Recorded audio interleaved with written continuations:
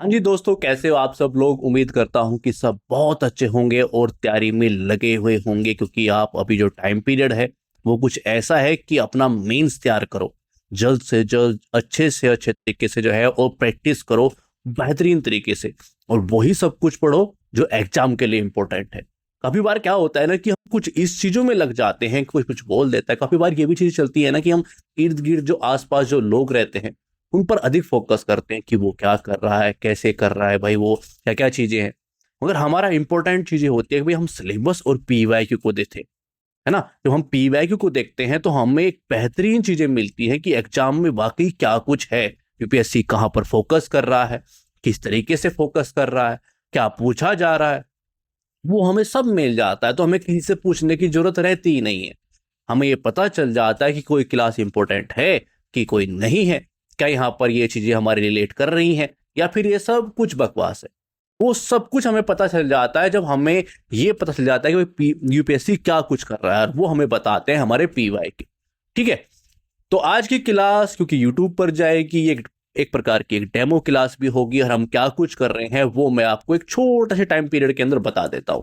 देखिए, हम polity cover कर रहे हैं और साथ में हिस्ट्री भी कवर कर रहे हैं। ये क्लास पॉलिटी की है, और पॉलिटी को हमने कुछ हिस्सों में डिवाइड किया। जैसे उसका एक हिस्सा है संविधान और उसकी संरचना।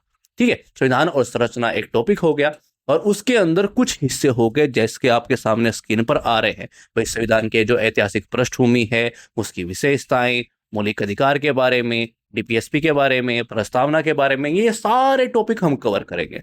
ठीक है।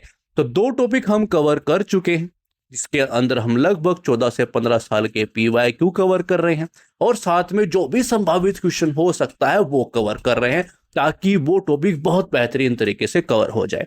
और ये प्रयास करते हैं कि केवल आंसर राइटिंग ही नहीं हो, यानी कि मान लीजिए मैं कुछ क्वेश्चंस के आंसर आपको दे रहा हूं, तो वो ये नहीं है कि भाई हाँ चलो एक क्वेश्चन पूछा गया उसका आंसर दे दिया, ये नहीं है। आंसर है, आंसर राइटिंग की कौन कौन सी चीजें जो वहां पर आपको फोकस करना चाहिए वो भी सब कुछ होता है। साथ में ये भी चीजें होती हैं कि भाई वो टॉपिक के लिए कैसे इंपॉर्टेंट है, यहाँ पर हमें एक समझ कैसे क्रिएट कर रही है, कैसे हमारे लिए वो चीजें इंपॉर्टेंट है, ये भी दिमाग में रखा जाता है। और आप लोगों को वो सब कुछ बताया जाता है जो आंसर राइटिंग के लिए इंपॉर्टेंट है और टॉपिक के लिए इंपॉर्टेंट है। तो टॉपिक प्लस आंसर राइटिंग की चीजें प्रैक्टिस भी साथ में हो जाती है, पता चल जाता है कि इस टॉपिक से क्या कुछ पूछा जा सकता है, वो सब कुछ साथ में कवर होता है, ताकि जो एग्जाम है हम उसी चीज के लिए पढ़े कि हाँ भाई ये टॉपिक है, कैसे इंपॉर्टेंट है, यूपीएससी ने कैसे पूछा है, तो वो पीवाईक्यू कवर कर लेते हैं। फिर उन्हीं पीवाईक्यू के आधार पर कुछ संभावित क्वेश्चंस कवर करते हैं। ठीक है। जिसके आधार पर मान लीजिए हम संविधान की विशेषताओं को हम बात करूं, तो मैंने यहाँ पर लगभग 20 क्वेश्चन कवर किए हैं। अब यहाँ पर एक अंदाजा आपको लग जाएगा कि कितने हैवी तरीके से हम काम कर रहे हैं, यानी कि कुछ नहीं छोड़ते हैं। जो भी संभावित हो सकता है कि हाँ ये पूछा जा सकता है, उसको कवर कर लेते हैं। पहले इसी टॉपिक को डिवाइड करेंगे, फिर उस प्रत्येक हिस्से पर जो है कुछ संभावित क्वेश्चन लेके आएंगे। डिवाइड करने का मतलब ये नहीं है कि भाई संविधान के उस संरचना में जैसे मैंने ये डिवाइड किया हुआ है, नहीं कि भाई हम मौलिक अधिकार पर सीधा क्वेश्चन कराएंगे, नहीं, मौलिक अधिकार को डिवाइड करेंगे। और यहाँ पर मैं आपको ऐसे क्यों बताऊं, मैं सीधा आपको जो है वो डायरेक्टली बताता हूं कि हम कैसे कार्य करते हैं। देखिए, मौलिक अधिकार है क्योंकि अभी हम जो है यहाँ पर मौलिक अधिकार चल रहे हैं, और इसके पीवाईक्यू हम कवर कर चुके हैं, और एक क्लास जो है वो संभावित क्वेश्चंस की भी जा चुकी है। ये सेकंड क्लास है जिसके अंदर हम कौन सा हिस्सा कवर करेंगे, ये हिस्सा कवर करेंगे, ये हिस्सा जो है हम कवर कर चुके हैं। ठीक है। तो हम ऐसे चीजों को डिवाइड करते हैं कि भाई, और ये डिवाइड इसी तरीके से क्यों किया गया, कुछ अलग तरीके से क्यों नहीं है। तो आपके स्क्रीन पर ये चीजें दिखाई दे रही होंगी कि हम जो को कैसे लेके चल रहे हैं। यहाँ पर आप एक चीज का अंदाजा लगा सकते हैं कि भाई हाँ कैसे चीजें चल रही हैं, क्लास क्या हो रहा है, और कैसे चीजें कवर होंगी। अभी जैसे जैसे आगे क्लास पढ़ेगी तो वो आपको प्रॉपर चीजें पता चलती चली जाएगी कि यहाँ पर क्या कुछ चल रहा है। ठीक है। तो मौलिक अधिकार को हमने 5 हिस्सों में डिवाइड किया, जिसका एक हिस्सा हम कवर कर चुके हैं और इसके पीवाईक्यू भी कवर कर चुके हैं। और जो ये डिवाइड किया गया है 5 भागों के अंदर, ये भी इसी आधार पर किया गया है कि भाई पीवाईक्यू में क्या कुछ पूछा है, सिलेबस के अंदर क्या कुछ है, दोनों को मिक्स करते हैं। और ये प्रयास करते हैं कि क्वेश्चंस का जो टाइप है, जो डिवाइड करने का जो तरीका है, वो रहे जो जहां पर यूपीएससी फोकस कर रहा है, और उसका सिलेबस भी कवर हो जाए। ठीक है। तो दोनों को मिक्स किया जाता है, भाई सिलेबस भी ना छूटे और मेन फोकस पीवाईक्यू के आधार पर रहे कि भाई हम उसी हिसाब से डिवाइड करें, उसी तरीके से जो है वो क्वेश्चन पूछे जैसे यूपीएससी पूछ रहा है, ताकि हमारी एग्जाम से सीधा भाई हाँ हम दिमाग में क्या रखते हैं? एग्जाम को रखते हैं कि भाई एग्जाम कैसे क्रैक हो सकता है, वो कैसे पूछ सकता है। जो पूछा है वो कवर कर लिया। अब यहाँ से उन्हीं टॉपिकों से जैसे पूछा गया है, वहां से क्या क्या कुछ अलग तरीके से पूछा जा सकता है वो कवर कर लिया। बाकी जो हिस्सा बचा हुआ है सिलेबस के अंदर, जहां से अभी तक नहीं पूछा है मगर पूछ सकता है, वो भी कवर करते हैं। ठीक है, तो आज हम सेकंड हिस्सा कवर करने वाले हैं। वो क्या है कि भाई जीवन, व्यक्तिगत स्वतंत्रता और विस्तार और आधुनिक न्यायिक दृष्टिकोण के बारे में बात करूंगा। और मैं आपको यहां पर पहले ही बता दूं, पिछले टाइम पीरियड के अंदर जो ये आर्टिकल आपको नजर आ रहा है ना, देखिए क्या होता है ना कि हम नॉर्मली जब पढ़ रहे होते हैं कि भाई हाँ 12 से स्टार्ट हो जाइए आप, ठीक है ना, मौलिक अधिकार पढ़ रहे हैं, क्योंकि ये मेंस है। और मेंस में जैसे मैंने चीजों को डिवाइड किया गया है, यहां से आपको हल्का समझ में आ रहा होगा कि मेंस में क्या कुछ चलता है। पीवाईक्यू से आपको अच्छे से समझ में आएगा। यदि आपने हमारे पीवाईक्यू क्लासेज नहीं देखी हैं तो आप में ज्वाइन कर सकते हैं। हम पूरी पॉलिटी और अन्य सब्जेक्ट यहाँ पर ज्वाइन करने जो है वो कराएंगे, और अच्छे से कैसे करा रहे हैं वो तो आपको आज नजर आ ही जाएगा। ठीक है, और ये क्लास आप देखिए, जो प्रॉपर क्लास देखिएगा तो आपको बहुत सारी चीजें जो है वो मिलने वाली है। मैं यहाँ पर आपको एक जो बता रहा था वो इंपॉर्टेंट चीज क्या है कि इस आर्टिकल के ऊपर बहुत बार यूपीएससी ने क्वेश्चन पूछा है, हमारे लिए बहुत ज्यादा इंपॉर्टेंट है। क्यों? हम ये देखते हैं कि भाई बहुत मौलिक अधिकार बहुत बड़ा है, बहुत सारी चीजें उसके अंदर है, और ऐसे टॉपिक अन्य भी हैं, तो हम तुलना करते हैं, ये भी मायने रखता है। अब यहाँ पर आप, मैं एक एग्जांपल आपको देता हूँ कि मान लीजिए हम पॉलिटी की ही बात कर रहे हैं, पॉलिटी की ही बात कर रहे हैं, और पिछले लगभग 15 साल के अंदर एक टॉपिक से लगभग 6 से 7 क्वेश्चन जो है यूपीएससी ने पूछे हैं। और एक टॉपिक से पिछले 15 साल के अंदर एक या दो के आसपास ही क्वेश्चन पूछा है। क्या हमारे लिए ये दोनों ही चीजें बराबर इंपॉर्टेंट हैं क्या? नहीं, हमारे लिए ये ज्यादा इंपॉर्टेंट है, क्योंकि लगभग पिछले 15 साल से यहां पर यूपीएससी क्वेश्चन पूछ रहा है। एक दो साल आ नहीं आता, अगले साल फिर आ जाता है, तो ऐसे यहां पर क्वेश्चन आ रहा है, तो हमारे लिए इंपॉर्टेंट है। फिर हम ये भी देखते हैं भाई कैसे पूछ रहा है, क्या उसका तरीका है, और उसी के आधार पर हम ये देखते हैं भाई अनुच्छेद 21 से, क्योंकि लगातार यहाँ पर बहस चलती रहती है। ये एक ऐसा अधिकार है जहां पर लगातार इसका विस्तार हो रहा है। न्यायपालिका जो है, हमारा सर्वोच्च न्यायालय, इसके ऊपर लगातार जो है इसकी व्याख्या करता है कि हाँ इसके अंदर ये भी चीज इंक्लूड है, ये भी चीज इंक्लूड है, और उस पर लगातार क्वेश्चन पूछे जा रहे हैं। तो ऐसी चीजों पर छोड़ना एक मूर्खता है। भाई हाँ, हम ऐसा गलती कर रहे हैं और उस पर उस तरीके से फोकस नहीं कर रहे हैं जिसे हमें करना चाहिए, जिस पर हमें जिस तरीके से प्रैक्टिस हमें करनी चाहिए। तो आज हम ये देखेंगे कि ये एक इंपॉर्टेंट हिस्सा, आप ये सोच के देखिए कि यदि मैंने 6 पीवाईक्यू कराए हों पिछले 14-15 साल के अंदर, तो लगभग 3 पीवाईक्यू यहाँ से पूछे गए हैं। अभी आपसे आप अंदाजा लगा सकते हो कि ये हिस्सा कितना इंपॉर्टेंट है। ठीक है, और ये आपको जो नजर आ रहा होगा कि हमने विस्तार से समझाया है कि किसको हम कैसे लेकर चल रहे हैं, उसके अंदर क्या क्या चीजें हैं। जैसे मान लीजिए पहला हिस्सा है, सेकंड हिस्सा है, उसके अंदर क्या क्या चीजें हैं, किन किन चीजों पर हमें बात करना चाहिए, फोकस करना चाहिए, इसको अच्छे से जो है वो डिवाइड कर हम चीजों को प्रस्तुत करते हैं।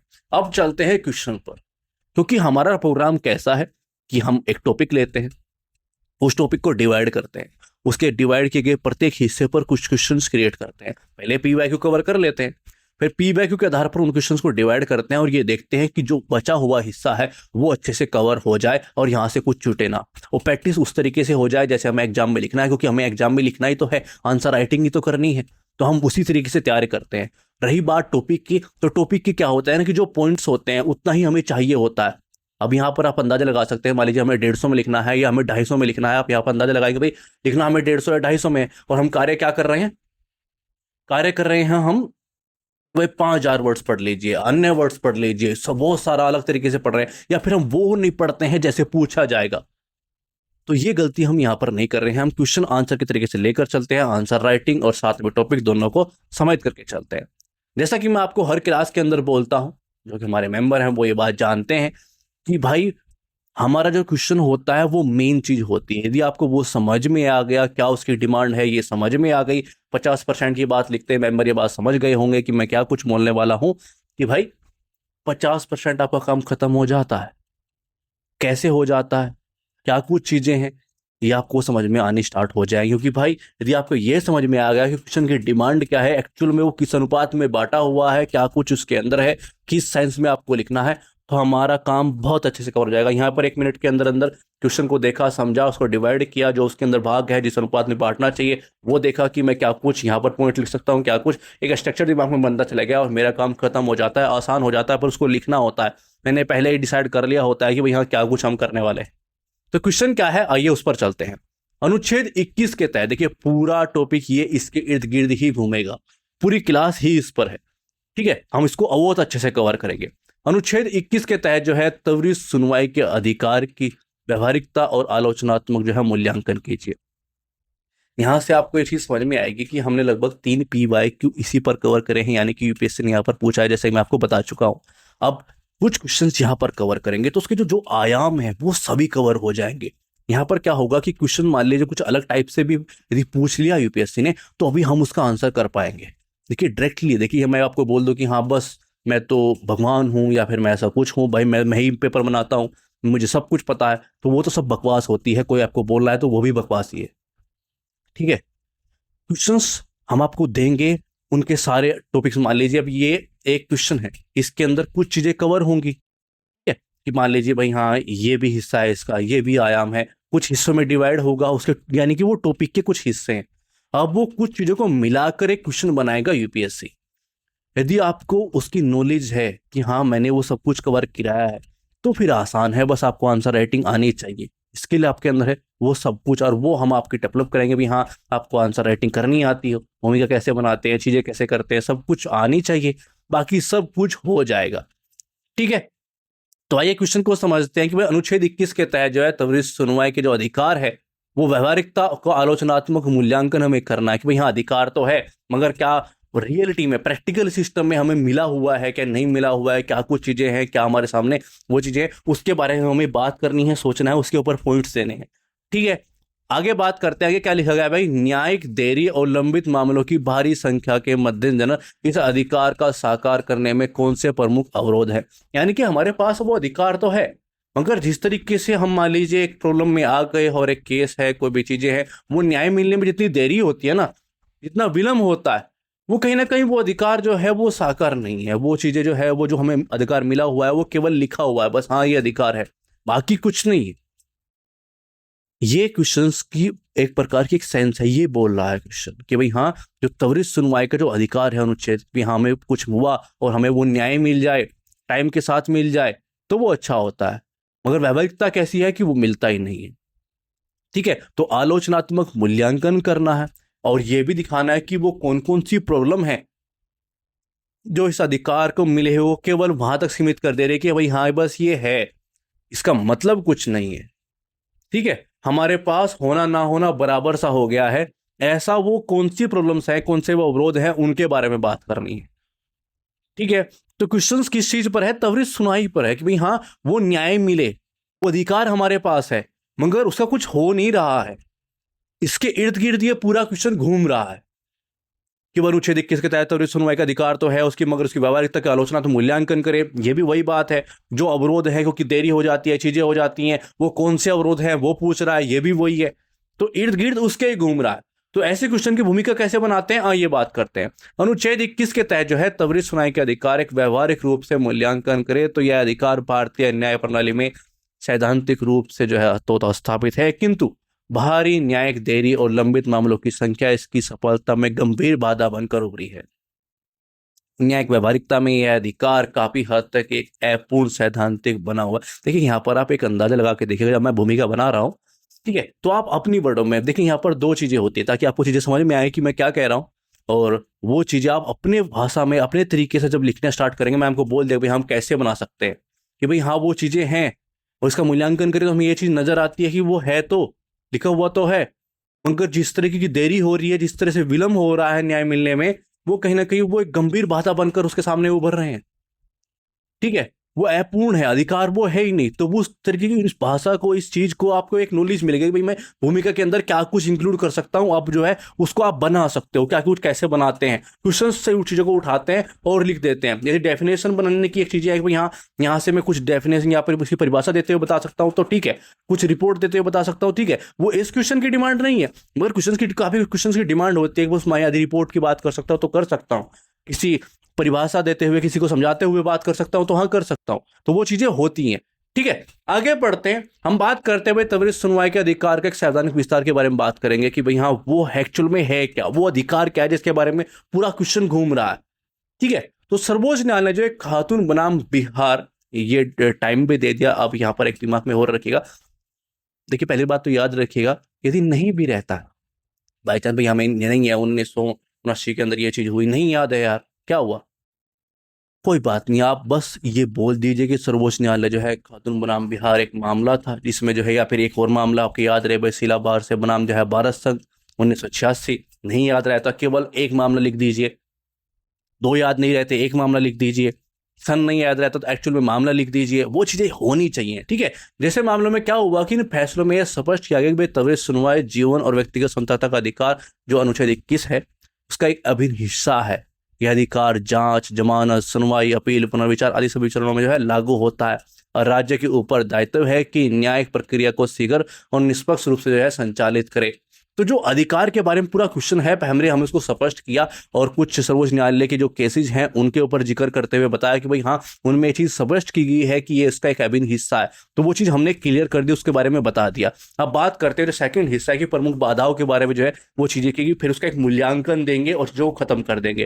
क्वेश्चन बहुत सिंपल है, काफी बार एक बड़ा नजर आता है तो हम उलझ जाते हैं। तो वो कौन कौन से अवरोध है भाई, देश भर में अदालतों के लंबित मामलों की संख्या लगभग अगस्त 2025 तक की बात करें और जितना अपडेट आप मान लीजिए आप 2026 में इसका आंसर दे रहे होंगे तो क्या कुछ है, क्या स्थिति है। देखिए मैंने अपना आंकड़ा दे दिया, अब ये नहीं कि आप यही आंकड़ा यूज कर लेंगे, वो चीज़ आपको अपडेट रखना पड़ेगा कि भाई हाँ जब आप टॉपिक में लिखेंगे भाई व्यावहारिक बाधाएं क्या क्या हैं, आप अब नोट्स बना रहे हो तो यहाँ पर आप जो है पेंसिल से इस चीज़ को लिखोगे भाई हाँ ये चीज़ है। जब आप लगेगा भाई हाँ कोई नई रिपोर्ट आई है, नया आंकड़ा है, तो वो चीज़ आप इंक्लूड कर लोगे। भाई 5 करोड़ 38 लाख के आसपास जो है ये पहुंच चुकी है, अधिकांश जो है वो जिला अदालतों में है ना। न्यायाधीशों की भारी कमी है, ढांचा सुविधाओं में कमी है, जटिल, ये आप सब पॉइंट्स जो है उसके बारे में बात करके इससे क्या है विलम्ब होता है, सरकारी विभाग की तरफ से जो है अधिक मुकदमे दायर होना, है ना, सबूतों के संकलन देरी होती है, स्थगन मामला चीजें सामने आती है, न्यायिक प्रशासन दक्षता का अभाव है। तो ये सब क्या है, ये हमें अवरोध के रूप में जो बात कर रहे हैं, वकील लगातार जो है स्थगन की ओर चलते हैं, भाई उसकी मांग हो रही है,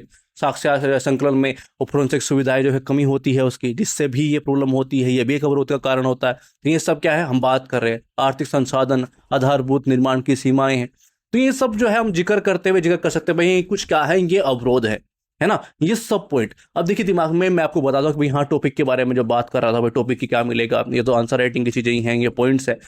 दिमाग में क्या होता है ना, जब एग्जाम हॉल में आप बैठे होगे तो आपके दिमाग में ये चीजें आएंगी कि भाई पॉइंट तो देने हैं, अवरोध तो बताने हैं, और मुझे पता भी है कि हाँ भाई देरी क्यों होती है, ये भी चीज प्रॉब्लम है वो भी, मगर जब उसको लिखने बैठते हैं ना तो समझ में नहीं आता कि फर्स्ट पॉइंट क्या लिखूं, सेकंड पॉइंट क्या लिखूं, क्योंकि आपने नॉर्मली थ्योरेटिकल चीजों को तो पढ़ा हुआ है, मगर जब प्रैक्टिकली सामने चीजें आती हैं ना, क्वेश्चन का आंसर आप पेन उठाओगे और लिखना स्टार्ट करोगे तो दिमाग में क्या आ रहा है क्या नहीं आ रहा है वो मायने रखता है। और वो किस चीज से चीजें जुड़ी हुई होती हैं कि आप किस चीज का रिवीजन कर रहे हो, कैसे रिवीजन कर रहे हो, आपके पास सीधे डायरेक्ट पॉइंट्स हैं जिनको आप भाई हाँ, क्योंकि वहां पर इतना टाइम नहीं होता, बस पेन चलते रहना चाहिए और वो तब चलता है आपने उसी तरीके से पढ़ा है, उसी तरीके से रिवीजन किया है और उसी की प्रैक्टिस की, आपको पता है अवरोध क्या है, आप 4-5 पॉइंट बिल्कुल रटे हुए हैं और वो बस आप छाप देते हो। और ये क्या है, ये टॉपिक की वही अवरोध के बारे में बात कर रहे हैं भाई हाँ क्या अवरोध है, सामने है बिल्कुल। और अवरोध का मतलब ऐसे क्वेश्चन में थोड़ी अवरोध पूछा जाएगा, बहुत सारे क्वेश्चन ऐसे इस टाइप के होंगे जहां पर अवरोध पूछा जाएगा, बस आपको वहां पर इनको उठाना है और दे देना है कि भाई हाँ ये है अवरोध। ये अवरोध बहुत सारी जगहों पर काम आएंगे, बहुत अलग अलग तरीके के क्वेश्चन के अंदर काम आएंगे, एक जगह पर नहीं आएंगे। और ये जो पॉइंट्स मैं आपको दिए ये बहुत सारी जगहों पर जो मैं आपको बोल रहा हूँ भाई हाँ कुछ अलग टाइप का क्वेश्चन है, मगर अवरोध के बारे में बात हो रही है तो वहां पर भी आप चेप दोगे। तो केवल आंसर राइटिंग में हाँ इस क्वेश्चन का आंसर ये हो गया नहीं, इसलिए मैं पहले बोल रहा था ये चीजें बहुत सारी जगहों पर काम आती है। तो यहाँ पर आप एक नोट्स क्रिएट जो है वो कर सकते हो, हालांकि हम पीडीएफ भी जो है वो प्रोवाइड जल्द ही जो है 1-2 दिन के अंदर ही चीजें स्टार्ट हो जाएंगी कि आपको पीडीएफ मिलना स्टार्ट हो जाएगा। ठीक है, उसको आप मेन नोट्स मान के रखिएगा, उसी से प्रैक्टिस कीजिएगा और एक शॉर्ट नोट्स वहीं से क्रिएट कीजिएगा ताकि वो चीजें बेहतरीन तरीके से टू द पॉइंट्स आपके पास जो है छोटे छोटे पॉइंट्स के अंदर चीजें रहे ताकि आप उनका अच्छे से रिवीजन कर सको। ठीक है, आप इसका एंड करते हैं, मूल्यांकन देते हैं भाई न्यायिक व्यवहारिकता में जो है त्वरित सुनवाई आज भी एक जो है कागजी अधिकार बना हुआ है, इससे लागू करने जो है एक बड़ी चुनौती मौजूद है। वो क्या क्या अवरोध है उसके बारे में अभी हमने जाना। ठीक है, सरकार और न्यायपालिका द्वारा जो है फास्ट ट्रैक चीजें जो है केस मैनेजमेंट सिस्टम, यानी कि हम ये क्या दे रहे हैं कि हाँ ये क्या है, उपाय हैं, समाधान है, इसके बारे में बात कर रहे हैं। तकनीकी नवाचार आदि जैसे पहल जरूर की गई है, लेकिन ऐसे केसों में जो है जटिलता, प्रशासनिक आमंत्रण, ठीक है, ये सब कुछ हम बात कर रहे हैं। और ऐसे आप मूल्यांकन लिख सकते हैं, पॉइंट दे सकते हैं, वो पैराग्राफ में भी ये चीजें कर सकते हैं, जरूरी नहीं पॉइंट टू पॉइंट आप बात करोगे। मूल्यांकन कर रहे हो तो पैराग्राफ में वो ठीक लगेगा, ठीक है। लंबित मामलों में जो है बढ़ती संख्या के चलते समाज में जो है विलंबित न्याय के जो है वंचित होने के समान है। यानी कि चीजें क्या है कि भाई हमें ऐसा चीजें हो रही है कि जस्टिस हमें चाहिए, ठीक है, और वो मगर विलंब हो रहा है, मगर जस्टिस तो अभी चाहिए। और लगातार डिले डिले डिले, वो क्या स्थिति है कि भाई वो तो ऐसी स्थिति पैदा हो गई है कि न्याय मिल ही नहीं रहा है। आज कुछ केस हुआ है और 10 साल 15 साल के बाद यदि वो न्याय मिला है तो क्या न्याय मिला, इसका मतलब तो न्याय मिल ही नहीं रहा है ना। तो इसीलिए ये लाइन बोली गई है कि विलंब न्याय न्याय से जो है वंचित होने के समान ही है, ठीक है। ये दबावना पनप रही है, लोगों के अंदर विश्वास उठ रहा है, तो ये चीजें हम मूल्यांकन कर रहे हैं कि यहाँ क्या स्थिति है, मगर कुछ चीजें चलाई जा रही हैं, मगर वो पर्याप्त नहीं है। चीजें हमें जो है वो अच्छे से और जो को सुधार करना पड़ेगा, जिससे जो है वो चीजें बचे और विश्वास बढ़े, ठीक है। तो मूल्यांकन कर लिया, अब सेकंड क्वेश्चन पर चलते हैं हम। तरवीज सुनाई के एक चीजों पॉइंट को सोल्व कर लिया, क्या बाधाएं हैं, क्या कुछ है, वो एक्चुअल में क्या है, उसका मूल्यांकन किया। अब आपके पास पॉइंट रहेंगे, कहीं पर वो ऐड प्रॉपर क्वेश्चन पूछा गया तो भी, अलग से कुछ चीज पूछी गई तो भी आप उसको ऐड कर पाओगे कि हाँ ये पॉइंट मैं ऐड कर पाऊंगा, ठीक है। आगे बढ़ते हैं, नेक्स्ट क्वेश्चन क्या है। डिजिटल युग में जो है अनुच्छेद 21 का दायरा, चुनौतियां, निजता जो है, डेटा सुरक्षा की बात की गई है, तकनीकी हस्तक्षेप जैसे मुद्दों पर संविधान और न्यायपालिका की भूमिका का विश्लेषण करें। अलग अलग से समझा दे कि संविधान की भूमिका क्या है, न्यायपालिका की भूमिका क्या है, ये बोल रहा है। और जो इसमें लिखा गया है डिजिटल युग, आजकल इसके ऊपर बहुत चर्चाएं हैं, कभी भी यूपीएससी इसके ऊपर क्वेश्चन पूछ सकता है। वो डेटा सुरक्षा की लगातार बात उठती रहती है, लगातार आप किसी न किसी तरीके से न्यूज के अंदर देखोगे कि भाई हाँ ये चीजें लगातार चलती रहती है कि हमारा डाटा चोरी हो रहा है, हो रहा है, हो रहा है, लगातार उसके ऊपर जो है बॉम्बेटर मचा रहता है। तो ऐसी चीजों को पिक वो कर सकता है, और यहां से जो मैं क्वेश्चन बना के लेकर आया उसका आंसर जो आपको मिलेगा, वहां से जो टॉपिक के पॉइंट्स में आपको मिलेंगे, वो हो सकता है कुछ अलग टाइप का क्वेश्चन पूछे डिजिटल युग से, डेटा सुरक्षा के आधार पर। और हमने पहले भी डेटा सुरक्षा के आधार पर क्वेश्चन जो है वो कवर किए हैं, तो अलग अलग जगह पर हम अलग अलग तरीके से करेंगे, और वो सारा नॉलेज जो है आपका जो नोट्स में आएगा और वो चीज आपको मिलेंगी ना, वो बेस्ट होगा। ये पॉइंट ही आपके काम आएंगे, आपको जो है चीजों को बाहर निकालने के लिए, उस दलदल से बाहर निकालने के लिए, अपनी जो राह है वो आपको आसान बनाने के लिए, आपको टारगेट जो है वो अचीव हो जाए। तो चीजें समझ में आई कि यहाँ पर क्या कुछ चल रहा है। भाई डिजिटल युग के ऊपर ये क्वेश्चन है, अनुच्छेद 21 का दायरा और चुनौती के बारे में बात की है, जिसमें निजता, डेटा सुरक्षा, तकनीकी हस्तक्षेप जैसे मुद्दे जो है उन पर पूछा गया है कि भाई संविधान और न्यायपालिका की भूमिका का विश्लेषण हमें करना है, ठीक है। तो आइए इसकी शुरुआत करते हैं कि क्या कुछ यहाँ पर हम इसकी भूमिका बना सकते हैं। भाई डिजिटल युग जो है अनुच्छेद 21 का दायरा व्यापक रूप से बढ़ गया है, इसमें अब निजता है, डेटा सुरक्षा है, तकनीकी हस्तक्षेप जैसे जटिल मुद्दे भी शामिल हो गए हैं, जिन पर संविधान और न्यायपालिका की सक्रिय भूमिका स्पष्ट रूप से उभर कर सामने आई है। कुछ नहीं किया, वहीं से भूमिका बना ली, कुछ नहीं ऐसा कुछ एक्स्ट्रा एफर्ट मारा है। और ये मैं उनके लिए भी थोड़ा सा चीजें इंक्लूड करते हैं, कभी कभार कुछ अलग से टाइप से भूमिका बनाते हैं, काफी बार डेफिनेशन से बनाते हैं, काफी बार रिपोर्ट से बनाते हैं, काफी डाटा से बना देते हैं, अलग अलग तरीके से बनाने के, कभी बार इतनी आसान बनाते हैं भाई सीधा सिंपल तरीके समझ में आए, ताकि आपको कुछ नहीं नजर आ रहा है, डाटा रिपोर्ट कुछ नहीं नजर आ रहा है, सिंपल क्वेश्चन से भूमिका उठा के चेप दो। प्रैक्टिस हर तरीके की होनी चाहिए। क्यों ऐसा बोल रहा हूं, क्योंकि ये आपको पता है कि 20 क्वेश्चन पूछे जाएंगे, 20 में से 20 के 20 आपको नहीं आएंगे। 15 के आसपास मान लीजिए अच्छी तैयारी आपने की है, 15 से 17 के आसपास आपको उसकी की नॉलेज होगी, भाई हाँ 15-17 के मेरे पर ठीक ठाक नॉलेज है, मैं लिख सकता हूँ। 2-3 क्वेश्चन ऐसे होंगे जिनको आपको लगेगा कि यार मुझे बस मामूली पता है, बस मेरे को पूर्ति करनी है, तो उसकी भूमिका कैसे बनाओगे, उसके पॉइंट्स कैसे दोगे, वो भी आपको आना चाहिए। देखिए एग्जाम का तैयारी का मतलब वही नहीं है कि बस चीजें सब अच्छी हो, आपको हर चीज भाई कैसे मुझे कवर भी करना है तो कुछ कैसे करूं, वो 2-3 क्वेश्चन जो बचेंगे उनको कैसे कवर करूं, हर चीज की प्रैक्टिस होनी जरूरी है। वो हम भी आपको प्रोवाइड कराते हैं। भाई जब भूमिका ऐसा लगे ना कि यार मेरे पास कोई डाटा नहीं है, कोई रिपोर्ट नहीं है, इसके मैं समझता नहीं हूँ चीजें, तो सिंपल तरीके से उसको आपको लगाना है कि भाई मेरे को कवर करना है, बस मुझे छोड़ के नहीं आना है, 2-3 क्वेश्चन इनको भी लिख के आना है। तो कैसे चीजों को हम कर सकते हैं, तो वहीं की हमारी भूमिका बनाने कैसी होती है, तो वो सब कुछ भी आपके पास होना चाहिए, वो भी हमारी जिम्मेदारी है, वो भी हम आपको देते हैं, ठीक है। अनुच्छेद 21 का विस्तार जो डिजिटल के बारे में बात की गई है उसके बारे में बात करते हुए सर्वोच्च न्यायालय ने जो है केस के बारे में हमेशा क्या होता है कि जब मैं कुछ बात करूं और प्रमाण कौन देगा कि भाई हाँ ये चीज है, तो सुप्रीम कोर्ट ने कुछ कहा हो, ऐसा कुछ केस हो तो हम बात करेंगे। पुट्टास्वामी बनाम भारत संघ मामला 2007 का, ये बहुत फेमस है। और आप बार बार आ रहा है, आप कुछ मेंबर होंगे ना, अच्छे से ध्यान दे रहे होंगे, वो उनको तो रट ही गया होगा ये, है ना। निजता के अधिकार को मौलिक अधिकार घोषित किया है। इससे जो है अनुच्छेद 21 में निहित जीवन और स्वतंत्रता के हिस्से के रूप में जो है व्याख्यायित किया है। हाल ही में अमर जैन जो अन्य भारत संघ जो मामले हैं उनमें 2025 फैसले में डिजिटल एक्सेस को भी जो है अनुच्छेद 21 के दायरे में शामिल किया गया है। डिजिटल प्लेटफॉर्म सेवाओं तक के समावेश पहुंच में नागरिकों को अधिकार जो है वो घोषित किया गया है। यानी कि डिजिटल युग की जिसके हमारे हम बात कर रहे हैं उससे संबंधित एक मामला कि भाई हाँ इस चीज़ के अंदर इंक्लूड हो रहा है। अब ये चीज़ें भी सामने आ रही हैं, ये सब कुछ हम साथ में लेके आए कि भाई कैसे चीज़ें विस्तार हो रही हैं, ये सब कुछ उसके अंदर ही है। अब डेटा सुरक्षा उन सब के बारे में जो चुनौतियां हैं हमारे सामने उसके बारे में बात करते हैं कि हम क्या पॉइंट रख सकते हैं, कैसे रख सकते हैं, वो भी आपके सामने, क्योंकि प्रस्तुतिकरण बहुत इंपॉर्टेंट होता है। ठीक है। बढ़ते डिजिटल प्लेटफॉर्म, सोशल मीडिया, सरकारी निगरानी के चलते जो है इंफॉर्मेशनल प्राइवेसी, फिजिकल प्राइवेसी, यानी कि होता है ना कि सीसीटीवी कैमरे हैं। अब काफी बार आपने ऐसे किसी भी में कोई लड़की है कुछ और इमेज बना दी है, चीजें आती हैं, तो बहुत सारी चीजें हैं भाई जो प्रॉब्लम चल रही हैं डिजिटल युग के अंदर। ठीक है। संचार निजाम वाली कोई ऐसी हीरोइन है जो वहां पर है ही नहीं, मगर आपने कुछ और ही बना दिया कि भाई हाँ वो चीज हो रही थी, तो वो भी चीज सामने आती है। तो बहुत सारी प्रॉब्लम जो है वो सामने आती है। ठीक है। तो संचार निजता जैसे मुद्दे जो है प्रमुख हो गए हैं भाई हाल ही में। राज्य जो है वो निजी कंपनियां बिना पर्याप्त सहमति के पारदर्शी नागरिकों के डेटा का संग्रहण करते हैं। आप किसी भी वेबसाइट या फिर कुछ भी जो भी आप यूज कर रहे हैं ना, आप ये देखेंगे कि मान लीजिए कि आप एक्सेस दिया हुआ है तो वो आपकी इतनी सारी जानकारी रखते हैं जितनी आपको खुद नहीं पता अपने बारे में।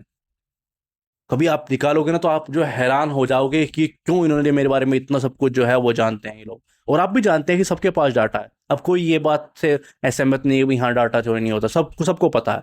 ठीक है। तो इसलिए ये चीजें बहुत इंपॉर्टेंट हो जाती है। इसलिए ये अनुच्छेद और ये तरीके के जो क्वेश्चन है बहुत इंपॉर्टेंट हो जाते हैं, क्योंकि कभी भी ये चीजें पूछ सकता है। ठीक है। इसके चलते जो है डेटा ब्रीच, मनमानी जो निगरानी है, बायोमेट्रिक डेटा के दुरुपयोग जैसी घटनाएं जो है वो सामने आई हैं।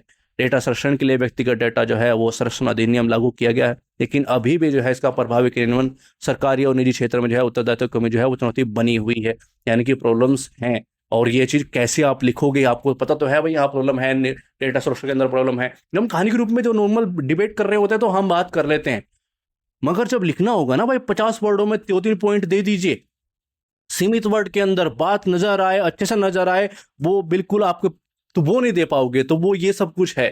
ठीक है।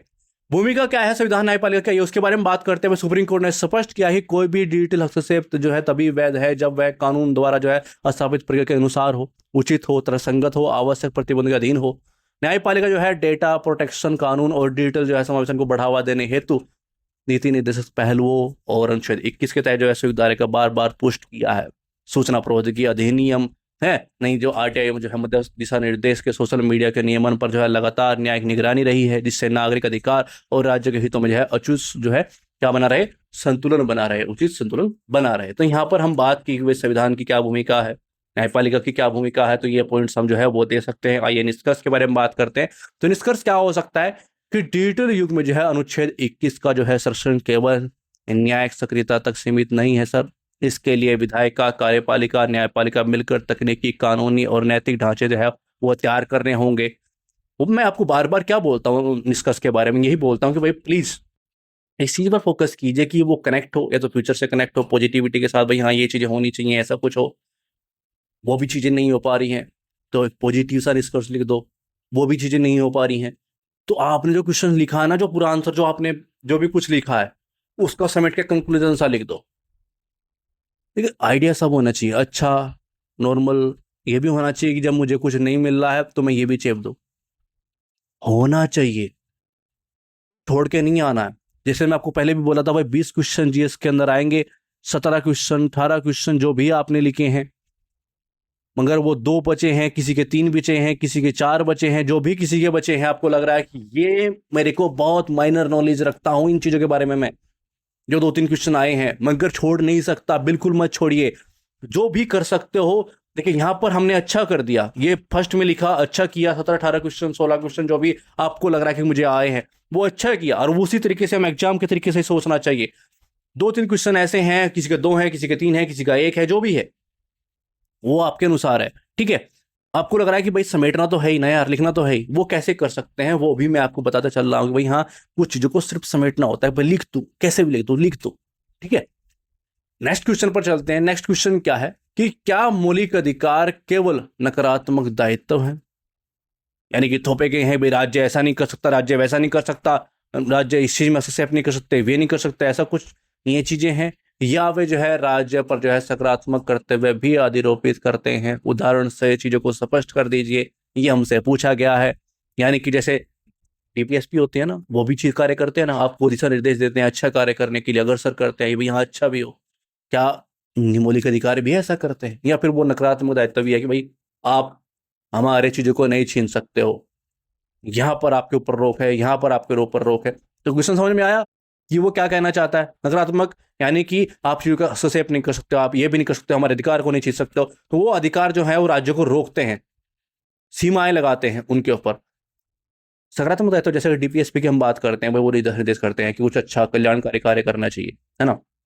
क्या उस तरीके का कुछ करते हैं क्या ये, तो उसके बारे में बात की गई है। आइए उसको देखते हैं कि हम इसको कैसे लिखते हैं, क्योंकि हमें नॉर्मल ये तो पता है कि हाँ वो सीमाओं को थोपते हैं, सीमाओं की बात करते हैं, मगर क्या ऐसा भी कुछ करते हैं। आइए उसको लिखने का प्रयास करते हैं। और ये दोनों पॉइंट के नकारात्मक और सकारात्मक जो कर्तव्य हैं, जो मौलिक अधिकार दोनों रोल निभा सकते हैं, तो वो दोनों ही पॉइंट टॉपिक के बारे में बात करूं तो ये दोनों ही चीजें जो है आपको मिल जाएंगी। कहीं पर कुछ इस तरह से इंक्लूड करनी हो तो वहां पर भी इस टॉपिक का, इस क्वेश्चन का आंसर क्या होगा, आइए वो देखते हैं। शुरुआत करते हैं कि क्या कुछ इसका हो सकता है, कैसे हम भूमिका बना सकते हैं। मौलिक अधिकार न केवल नकारात्मक दायित्व है जिसके तहत राज्य को कुछ कार्यों में रोक दिया जाता है, बल्कि यह जो है राज्य पर अनेक सकारात्मक कर्तव्य भी अधिरोपित करता है। भारतीय संविधान न्यायालय ने है इन दोनों ही पहलुओं को विभिन्न निर्णय और प्रावधानों के माध्यम से पुष्ट किया है। हो गया। अब बात करते हैं उन्हीं दो पॉइंटों की, भाई नकारात्मक और सकारात्मक क्या क्या चीजें हैं। सीधा डायरेक्टली लिख देंगे। क्या लिखेंगे कि भाई इनमें राज्य पर जो है यह दायित्व है कि वह नागरिकों को स्वतंत्रता अधिकारों को जो अनुचित हस्तक्षेप ना करे। नकारात्मक है तो हर जगह रोक लगाएगा, है ना। एग्जाम्पल की बात करूं भाई, अनुच्छेद 19 के तहत जो है अभिव्यक्ति की स्वतंत्रता, अनुच्छेद 25 के तहत जो है धार्मिक स्वतंत्रता, इन राज्य जो है इन क्षेत्रों में अनावश्यक हस्तक्षेप जो है वो रोकी गई है, सीमाएं हैं, मनमानी नहीं कर सकते आप। अनुच्छेद 21 के अंतर्गत जो है राज्य अनावश्यक रूप से व्यक्ति के जो जीवन और स्वतंत्रता के जो बाधा है वो नहीं डाल सकता है। ठीक है, तो ये क्या हो गए कि आप सीमाएं अधिरोपित कर रहे हो, राज्य को रोक रहे हो। अब सकारात्मक के बारे में बात करते हैं कि यहाँ पर क्या बात है। न्यायपालिका कई अधिकारों की व्याख्या जो है वो सकारात्मक कार्य कर्तव्यों के रूप में शादी करती है। जैसे हम डीपीएसपी के बारे में बात करते हैं, ठीक है, जिसमें राज्य की सक्रिय कदम उठाने को आदेश मिलता है।